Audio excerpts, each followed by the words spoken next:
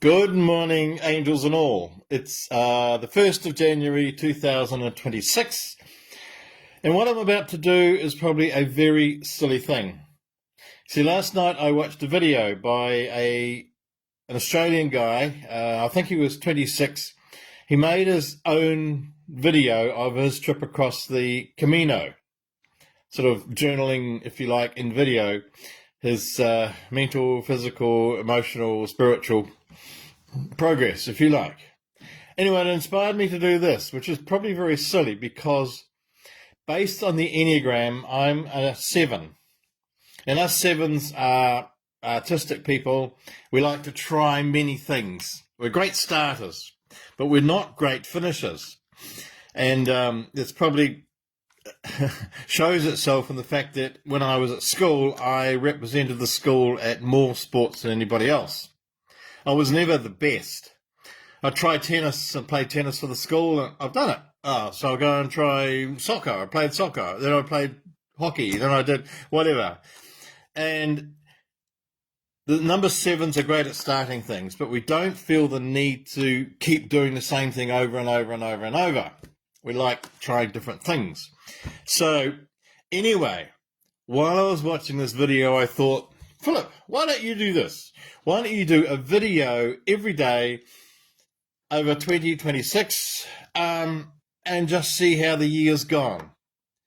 Because I feel like I've just climbed up a plateau. In fact, I've climbed up many plateaus just right now. Or opennesses, it's like I've climbed this cliff, whatever, and I'm standing on this flat plane, and I could go anywhere in many different or several different spheres. So, for example, at the moment, I have my house for sale on the Gold Coast, and I'm pondering where to go next. And I've done lots of investigations of places around the planet, both from houses about 10 houses away to Amalfi and all sorts of other places. And there's a couple of very strong contenders, but I don't know where I'm going to go. So there's one openness. I could end up anywhere on the planet. Another one is my work. So at the moment I work 2 days a week, well, 1.5 days a week. I get paid for 3, which is quite nice, teaching overseas students down here on the Gold Coast at surfers. And I don't know how long that's going to keep going because we seem to be running out of students. On Monday mornings, I have 2 students. And Tuesday afternoons, I have 2 students. I don't know how long they can sustain running a school in that way. So I'm currently setting up my own, if you like, online school, which is quite a mission. But the idea is then it have its own momentum and won't rely on employers. So that's something so that's a new thing as well. So I climbed up another, and that could go, who knows where that could go. Lots of possibilities for that. Another one is my health issues. So 2 years ago, I was told I needed to get new knees.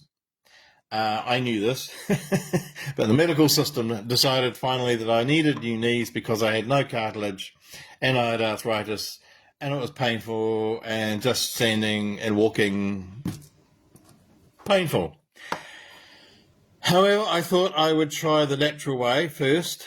And so for the last 14 months, I have been doing yoga and or Pilates pretty well every day. And so I went back to the doctor about a month ago, and they won't operate now because the cartilage is starting to grow back and the arthritis is gone. 2 things they said would never happen. So I'm kind of on the brink there. I was disappointed because I really wanted to get my knees fixed. I was just at that, that's so painful.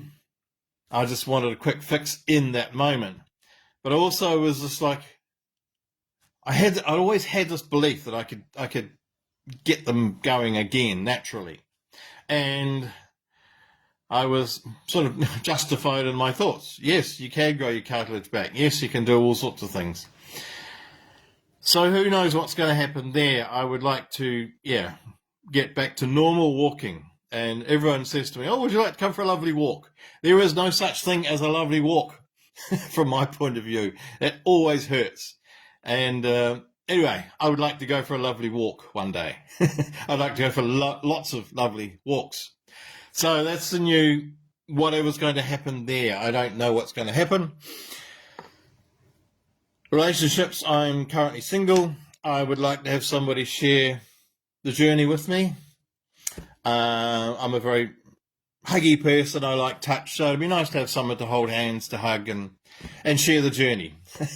I remember probably in the 1990s and the 2000s, I, for some reason, would come out and say to people that I'm going to die at 106, making love in the sand dunes. This image of us, an orgasmic sort of whoosh into the next dimension. I don't know when I'm going to die, but I think it's going to be quite some time away, and there's a lot of adventures to be had, and I'd like someone to be there to share them with me. So that's another possibility. So at the moment I'm at, what do you call it, ground zero. I have no one in that sense in my life. So there is quite a few what I will at the moment calling opennesses. Where am I going to live? What work am I going to be doing? Because I'm not going to stop working. I just love what I do. What's going to happen health-wise and what's going to happen relationship-wise. And I'm sure there's a whole lot of other unknowns, opennesses, waiting for my creativity, waiting for source, God, spirit, creativity to evolve, and for all of us to do these interesting things for 2026, the year of the horse. Well, I think it starts in February, doesn't it? The first moon, new moon. I'm not sure. The Chinese horse.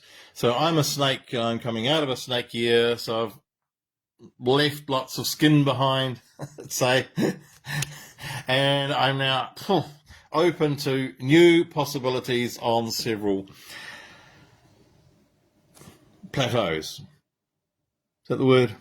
Anyway, so this is day one. I'll see if I can get to day 365, which would be a miracle for a number 7 on the Enneagram, if I ever get to the end, us non-finishers. And I wish you a stunning day.